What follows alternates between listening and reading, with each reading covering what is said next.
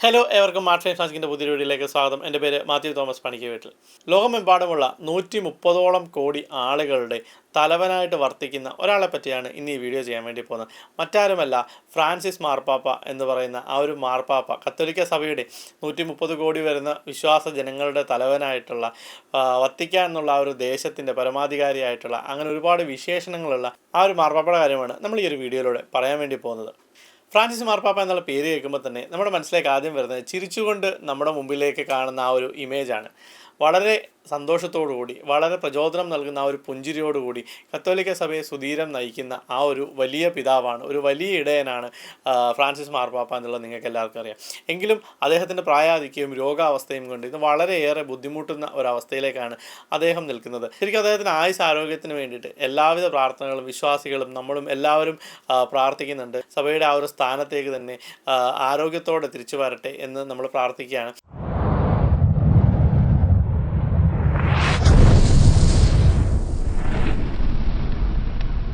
Italy എന്ന് പറയുന്ന സ്ഥലത്ത് സ്ഥിതി ചെയ്യുന്ന വത്തിക്കാൻ എന്ന് പറയുന്ന രാജ്യത്തിൻ്റെ പരമാധികാരിയാണ് ആ ഒരു സ്ഥാനത്തേക്ക് വരുന്ന മാർപ്പാപ്പ. അത് അടുത്ത മാർപ്പാപ്പയാണെങ്കിലും മുമ്പത്തെ മാർപ്പാപ്പയാണെങ്കിലും അവരാണ്. ആ മാർപ്പാപ്പ എന്ന് പറയുന്ന ആ ഒരു സ്ഥാനാരോഹിതനായ മനുഷ്യനാണ് ആ ഒരു സ്ഥാനത്തിൻ്റെ, ആ ഒരു രാജ്യത്തിൻ്റെ പരമാധികാരം. കത്തോലിക്ക സഭയുടെ, ആഗോള കത്തോലിക്ക സഭയുടെ മുഴുവൻ പരമാധികാരവും അദ്ദേഹത്തിൻ്റെ കൈകളിലാണ് ഉള്ളത്. അപ്പോൾ അങ്ങനെ ഒരു സ്ഥാനത്തേക്ക് ശരിക്കും എപ്പോഴും തിരഞ്ഞെടുത്തുകൊണ്ടിരുന്നത് ബ്രിട്ടൻ എന്ന് പറയുന്ന രാജ്യത്തിൽ നിന്ന് ഉള്ളവരായിരുന്നു. എന്നാൽ 8-ാം നൂറ്റാണ്ടിൽ സിറിയക്കാരനായ ഗ്രിഗറി മൂന്നാമൻ എന്ന് പറയുന്നൊരു മാർപ്പാപ്പ അധികാരത്തിലേൽക്കുകയുണ്ടായി.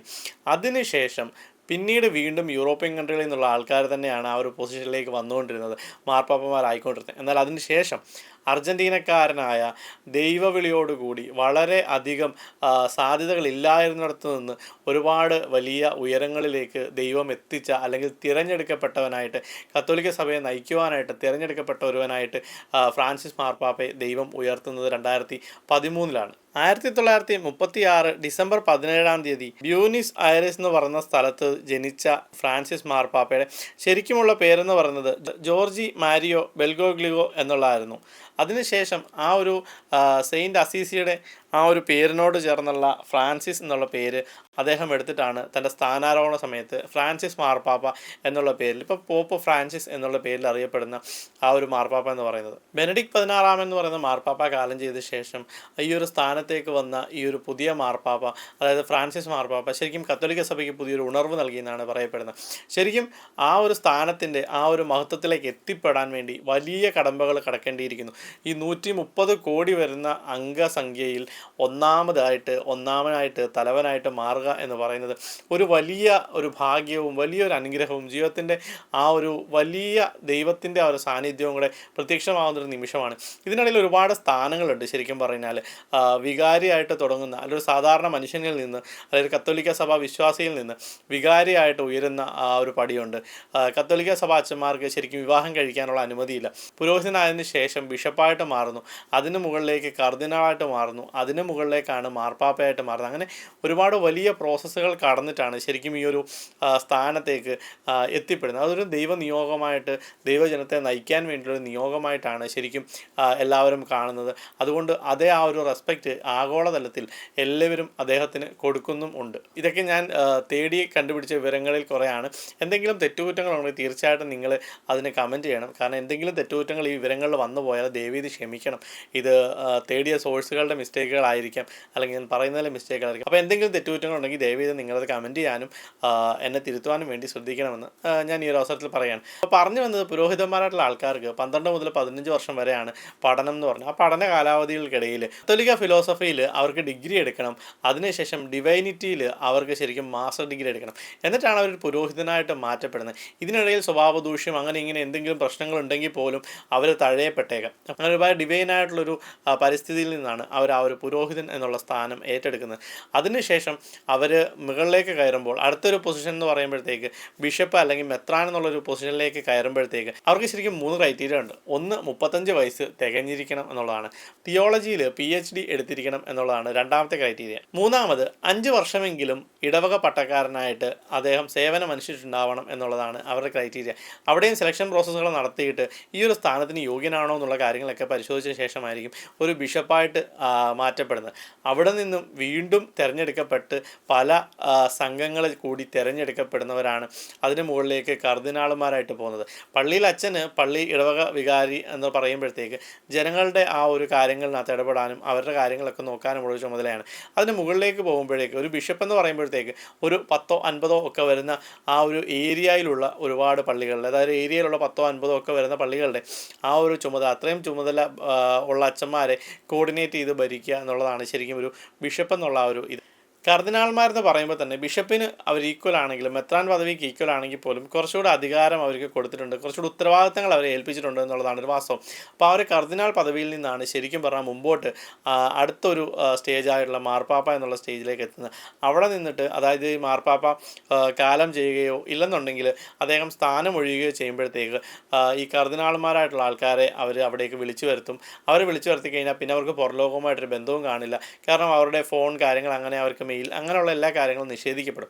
വലിയ ഇലക്ഷൻ പോലെ നടന്നിട്ട് അതിൽ 2/3 ഭൂരിപക്ഷം എങ്കിലും വേണം എന്നുള്ളതാണ് ആ ഒരു പ്രോസസ്സിൽ. ശരിക്കും പറഞ്ഞാൽ ആദ്യം തിരഞ്ഞെടുക്കാൻ പറ്റിയില്ലെങ്കിൽ ഈ ഒരു നറുക്കെടുത്ത അല്ലെങ്കിൽ ഈ ഒരു വോട്ടിട്ട ആ ഒരു ബാലറ്റുകളെല്ലാം കൂടെ ഒരു ചെറിയ രാസപദാർത്ഥത്തിൻ്റെ ഒപ്പം ഒരു വലിയ കുഴലുണ്ട്, ഒരു പുകക്കുഴലുണ്ട്, അതിന് താഴെ ഇട്ട് കത്തിക്കും. അപ്പോൾ കറുത്ത പുക മുകളിലേക്ക് ഉയരുമ്പോൾ അത് കണ്ടിട്ടാണ് ജനങ്ങൾ, പുറത്ത് തടിച്ചുകൂടിയിരിക്കുന്ന ജനങ്ങൾ മനസ്സിലാക്കുന്നത് അവിടെ ഇലക്ഷൻ നടന്നിട്ടില്ല അല്ലെങ്കിൽ പുതിയൊരാളെ തിരഞ്ഞെടുത്തിട്ടില്ല എന്ന് മനസ്സിലാക്കുന്നത്. പിന്നീട് എപ്പോഴെങ്കിലും ഒക്കെ അതായത് ഒരു 3-4 ആഴ്ചയൊക്കെ ചിലപ്പോൾ ഇത് പോയേക്കാമെന്നാണ് പറയുന്നത്. അപ്പോൾ ഇത്രയും ദിവസങ്ങളിലൊക്കെ പോയിട്ട് അവർ തിരഞ്ഞെടുത്ത് കഴിഞ്ഞാൽ, അവർക്ക് തിരഞ്ഞെടുക്കപ്പെട്ട് കഴിഞ്ഞാൽ അവർ ആ ഒരു ബാലറ്റുകളെല്ലാം ഇട്ട് ഒരു വെളുത്തൊരു പുക വരാൻ വേണ്ടിയിട്ട് വേറൊരു ദ്രാവകം ഇട്ട് കത്തിക്കുകയും അങ്ങനെ ആ വെളുത്ത പുക വാനിലേക്ക് ഉയരുമ്പോഴത്തേക്ക് ഒരു പുതിയ ആൾ ആ സ്ഥാനത്തേക്ക് വരുന്നു തുടങ്ങിയ പരമ്പരാഗത രീതിയിലുള്ള ഒരുപാട് കാര്യങ്ങളാണ് ആ ഒരു റോം എന്ന് പറയുന്ന സ്ഥലത്ത്, അല്ലെ വത്തിക്കാൻ എന്ന് പറയുന്ന സ്ഥലത്ത് നടക്കുന്നത്. അപ്പോൾ ആ ഒരു സ്ഥാനത്തേക്ക് വരുന്ന ആൾ പുതിയ ആ ഒരു വത്തിക്കാൻ്റെ ആ ഒരു പരമാധികാരത്തിലേക്ക് ചുവടുവെച്ച് കയറുകയുമാണ് ചെയ്യുന്നത്. ഫ്രാൻസിസ് മാർപ്പാപ്പയിലേക്ക് മടങ്ങി വരുമ്പോഴേക്ക് ആരോഗ്യ സംബന്ധമായിട്ട് ഒരുപാട് പ്രശ്നങ്ങൾ ഇപ്പോൾ അദ്ദേഹം നേരിടുന്നുണ്ട്. ശരിക്കും അദ്ദേഹത്തിന് 21-ാം വയസ്സിൽ ശ്വാസകോശ സംബന്ധമായിട്ടുള്ള പ്രശ്നങ്ങളുണ്ടായിരുന്നു. അന്ന് ഓപ്പറേഷൻ നടത്തി എന്തോ ഒരു പോർഷൻ മുറിച്ച് കളയുകയൊക്കെ ചെയ്തിട്ടുണ്ടായിരുന്നു. പക്ഷേ അതുകൊണ്ടൊക്കെ ആയിരിക്കണം അദ്ദേഹത്തിന് ആ ഒരു ശ്വാസകോശ സംബന്ധമായിട്ടുള്ള പ്രശ്നങ്ങൾ വരാനിടയാവുന്നതുമൊക്കെ. അദ്ദേഹം ഒരുപാട് വട്ടം ഹോസ്പിറ്റലൈസ്ഡ് ആവുകയും അതിൽ നിന്നൊക്കെ തിരിച്ച് റിക്കവറി ആയിട്ട് വരികയും ചെയ്തിട്ടുണ്ടായിരുന്നു.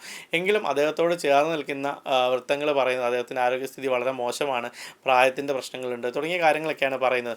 ന്യൂമോണിയ ബാധിച്ച് അതിൻ്റെ അണുബാധ രക്തത്തിലേക്ക് കടന്നിരിക്കുകയാണ് തുടങ്ങിയ കാര്യങ്ങളൊക്കെയാണ് അവർ പറയുന്നത്. അപ്പോൾ അതുകൊണ്ട് പ്രതീക്ഷകൾക്ക് വകയുണ്ടോ എത്രമാത്രം എന്നറിയില്ല. എങ്കിലും പ്രാർത്ഥനകൾ നമ്മുടെ ചിന്തകൾക്കും അപ്പുറത്താണെന്നുള്ളത് കൊണ്ട് അദ്ദേഹത്തെ അറിയുന്ന എല്ലാ സഭയിലെ എല്ലാ മനുഷ്യരും അദ്ദേഹത്തിൻ്റെ ആരോഗ്യത്തിനും അദ്ദേഹത്തിൻ്റെ ആ ഒരു തിരിച്ചുവരവിനും വേണ്ടിയിട്ട് പ്രാർത്ഥിക്കുന്നുണ്ട് എന്നുള്ളതാണ് ഒരു വസ്തുത. സെന്റ് പീറ്റേഴ്സ് ബസിലിക്ക എന്ന് പറയുന്ന ആ ഒരു വലിയ ചത്വരത്തിലാണ് ശരിക്കും പറഞ്ഞാൽ എല്ലാ മാർപ്പാപ്പമാരെയും അടക്കുന്നത്.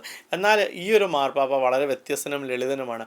അദ്ദേഹത്തിൻ്റെ ഒരു പ്രത്യേകത എന്ന് പറഞ്ഞാൽ തിരഞ്ഞെടുക്കപ്പെടുമ്പോൾ തന്നെ ബാക്കിയുള്ള എല്ലാ സുരക്ഷാ സംവിധാനങ്ങളും സുരക്ഷാ സജ്ജീകരണങ്ങളും അദ്ദേഹത്തിന് ലഭിച്ചു തുടങ്ങും. പക്ഷേ അദ്ദേഹം ആദ്യത്തെ ദിവസം തന്നെ യാത്ര ചെയ്തത് അവിടുന്ന് ഒരു ബസ്സിലായിരുന്നു. കാരണം അങ്ങനത്തെ ഒരു ലാളിത്യ ജീവിതത്തിൻ്റെ ഉടമയായിട്ട് ജീവിക്കാനാണെന്നും അദ്ദേഹം ഇഷ്ടപ്പെട്ടിരുന്നത്.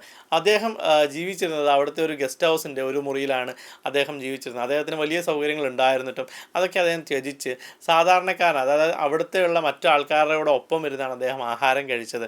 അദ്ദേഹത്തിൻ്റെ ആ ഒരു വട്ടം അദ്ദേഹത്തിൻ്റെ ആ ഒരു തൊപ്പിയിൽ, തലയിൽ വെച്ചിരിക്കുന്ന തൊപ്പിയിൽ ഒരു കുട്ടി വലിക്കുന്നതായിട്ടൊരു ചിത്രം പോലും നെറ്റിൽ അവൈലബിൾ ആണ്. എന്നിട്ട് പോലും ചിരിച്ചുകൊണ്ടിരിക്കുന്ന ആ ഒരു മാർപ്പാപ്പ ശരിക്കും ലോകത്തിന് വലിയൊരു സമാധാനത്തിൻ്റെയും ഒരു ശാന്തിയുടെയും ഒക്കെ ഒരു ചിരിയാണ് നൽകുന്നതെന്നാണ് ഞാൻ ഈ ഒരു അവസരത്തിൽ പറയാൻ വേണ്ടി ഉദ്ദേശിക്കുന്നത്. ഈ സെൻറ്റ് പീറ്റേഴ്സ് എന്ന് പറയുന്ന ബസിലിക്കയിലാണ് കാലം ചെയ്യപ്പെടുന്ന എല്ലാ മാർപ്പാപ്പമാരെ അടക്കുന്നത്. എന്നാൽ ഈ ഒരു മാർപ്പാപ്പ വളരെ വ്യത്യസ്തനായതുകൊണ്ട് അദ്ദേഹം പറഞ്ഞിരിക്കുന്നത് എനിക്ക് സാന്റാ മരിയ എന്ന് പറയുന്ന ആ ഒരു ബസിലിക്കയിൽ അടക്കിയാൽ മതി എന്നുള്ളതാണ് അദ്ദേഹം പറയുന്നത്. കാരണം അദ്ദേഹത്തിൻ്റെ ആ ഒരു പ്രാർത്ഥനാ ജീവിതത്തിൻ്റെ ഒരുപാട് നിമിഷങ്ങളിൽ അദ്ദേഹം അവിടെ പോയിരുന്നാണ് കരഞ്ഞ് പ്രാർത്ഥിച്ചിട്ടുള്ളത്. അപ്പോൾ ആ ഒരു ദേവാലയത്തോട് അദ്ദേഹത്തിനൊരു ഇൻറ്റിമസി ഉണ്ട്. അപ്പോൾ എന്നെ അവിടെ അടയ്ക്കാൻ മതി എന്നുള്ളതാണ് അദ്ദേഹം ആഗ്രഹമായിട്ട് പറഞ്ഞിരിക്കുന്നത്. എനിക്ക് വളരെ ലളിതമായ ചടങ്ങുകൾ മതി എന്നുള്ള രീതിയിലൊക്കെയാണ് അദ്ദേഹം പറഞ്ഞത്. മുൻ മാർപ്പാപ്പമാരുടെ ആ ഒരു സമീപനത്തെ വെച്ച് നോക്കിയാൽ വളരെ ലാളിത്യവും സ്നേഹവും നിറഞ്ഞ ഒരു സമീപനമായിരുന്നു. ഈ ഒരു ആരോഗ്യ നിലയെപ്പറ്റി പോലും പുറത്തേക്ക് വാർത്തകൾ വന്നത് അതുകൊണ്ടുകൂടെയാണ്. അദ്ദേഹമാണ് വാശി പിടിച്ചിരുന്നത് എൻ്റെ ആരോഗ്യസ്ഥിതി പുറലോകം അറിഞ്ഞിരിക്കണം എന്നുള്ളത്. ആ ഒരു ആരോഗ്യസ്ഥിതി പ്രതിയെപ്പറ്റി ബുള്ളറ്റിനുകൾ പുറത്തേക്ക് പോകണമെന്നും പറഞ്ഞിരുന്നത് ഫ്രാൻസിസ് മാർപ്പാപ്പയാണ് എന്നുള്ളതാണ് ഒരു വസ്തുത. അപ്പോസ്തോലിക പിന്തുടർച്ച പ്രകാരം പത്രോസിൻ്റെ സിംഹാസനത്തിൻ്റെ അവകാശി, ക്രിസ്തുവിൻ്റെ വികാരി തുടങ്ങിയ ആ ഒരു നിലയിലൊക്കെയാണ് അദ്ദേഹത്തെ ലോക ജനത അറിയപ്പെടുന്നത്. എങ്കിൽ പോലും അദ്ദേഹത്തിനൊരു പൂർണ്ണ വിശേഷണം എന്ന് പറയുന്ന കാര്യമുണ്ട്. അതെന്ന് പറഞ്ഞാൽ റോമിൻ്റെ മെത്രാനും യേശു ക്രിസ്തുവിൻ്റെ വികാരിയും ഇറ്റലിയിലെ റോമൻ പ്രവിശ്യയുടെ മെത്രാപ്പൊലിത്തയും വത്തിക്കാൻ്റെ ഭരണാധികാരിയും ദൈവദാസന്മാരുടെ ദാസനും എന്നാണ് മാർപ്പാപ്പയുടെ ആ ഒരു സമ്പൂർണ്ണ വിശേഷണം. അപ്പോൾ തന്നെ മനസ്സിലാകുമല്ലോ ആ ഒരു ജനതയുടെ ആ ഒരു എല്ലാവിധമായ കാര്യങ്ങളുടെയും അധിപനായിട്ടും ആ ഒരു വിശ്വാസത്തിൻ്റെ തലവനായിട്ടും ആ ഒരു ആൾക്കാരെ കെയർ ചെയ്യേണ്ട ആ ഒരു മനുഷ്യനുമായിട്ട് ആണ് ഈ ഒരു ഫ്രാൻസിസ് മാർപ്പാപ്പ വർത്തിക്കുന്നത് എന്നുള്ളത് ശരിക്കും നമുക്ക് സന്തോഷം തരുന്നൊരു കാര്യമാണ്. എങ്കിൽ പോലും അദ്ദേഹത്തിൻ്റെ ആ ഒരു ആരോഗ്യ നിലയിൽ ആശങ്കയുണ്ട് എന്നുള്ളത് ശരിക്കും നമുക്ക് വിഷമം കൂടി തരുന്നൊരു കാര്യമാണ്. ഈ ഒരു അവസരത്തിൽ ഒരു കാര്യം കൂടി കൂട്ടിച്ചേർക്കുകയാണ്. നോസ്ട്രഡാമസ് എന്ന് പറയുന്ന ആ ഒരു പ്രവാചകൻ നിങ്ങൾ കേട്ടിട്ടുണ്ടാവും. ഞാൻ മുമ്പും വീഡിയോ ചെയ്തിട്ടുണ്ട്, ഞാനിവിടെ ഇട്ടേക്കാം ഐ ബട്ടണിലൊക്കെ. അപ്പോൾ നോസ്ട്രഡാമസ് ലോകാവസാനത്തെ പറ്റി പറയുന്നത് പത്രോസ് എന്ന പേരുള്ള ഒരു മാർപ്പാപ്പ വരുമ്പോഴേക്കാണ് ലോകാവസാനം എന്നുള്ള രീതിയിലാണ് ശരിക്കും നോസ്ട്രഡാമസ് ഒക്കെ പറഞ്ഞു വെച്ചിരുന്നത്. അപ്പം ഇനി അടുത്തത് വരുന്നത് ആരാണെന്ന് നമുക്കൊരു എത്തും പിടിയില്ല, ആരായിരിക്കുമെന്ന് നമുക്ക് പ്രെഡിക്റ്റ് ചെയ്യാൻ പറ്റില്ല. ഒക്കെ ഒരു ദൈവനിയോഗം പോലെ ഒരാൾ വന്നേക്കാം. അപ്പോൾ ആ ഒരു സ്ഥാനത്തേക്ക് ചിലപ്പോൾ നമ്മുടെ ഈ മാർപ്പാപ്പ സ്ഥാനം ഒഴിഞ്ഞു കൊടുക്കാൻ ചാൻസ് ഉണ്ട്.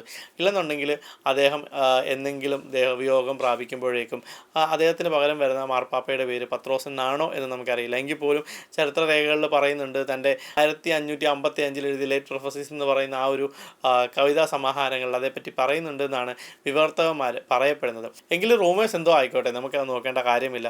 എങ്കിലും നമ്മൾ ഈ ഒരു മാർപ്പാപ്പയുടെ, ഫ്രാൻസിസ് മാർപ്പാപ്പയുടെ ആ ഒരു ചിരിക്കുന്ന ലാളിത്യമുള്ള മുഖത്തിൻ്റെ ഉടമയായ ആ ഒരു മനസ്സിൻ്റെ ഉടമയായ ഫ്രാൻസിസ് മാർപ്പാപ്പയ്ക്ക് സർവ്വ ആരോഗ്യങ്ങളും ഉണ്ടാവട്ടെ. അദ്ദേഹം എത്രയും പെട്ടെന്ന് തൻ്റെ പ്രവൃത്തി പദത്തിലേക്ക് തിരിച്ചു വരട്ടെ. ലോകമെമ്പാടുമുള്ള ആ ഒരു കത്തോലിക്ക സഭയെ വീണ്ടും സുധീരം നയിക്കുവാൻ അദ്ദേഹത്തിന് ദൈവം ഒരുപാട് ശക്തി നൽകട്ടെ എന്ന് പ്രാർത്ഥിച്ചുകൊണ്ട് ഈ ഒരു വീഡിയോ കൂടെ ഇവിടെ നിർത്തുകയാണ്. അപ്പോൾ അടുത്തൊരു വീഡിയോയിൽ കാണുന്നവരെ നമസ്കാരം.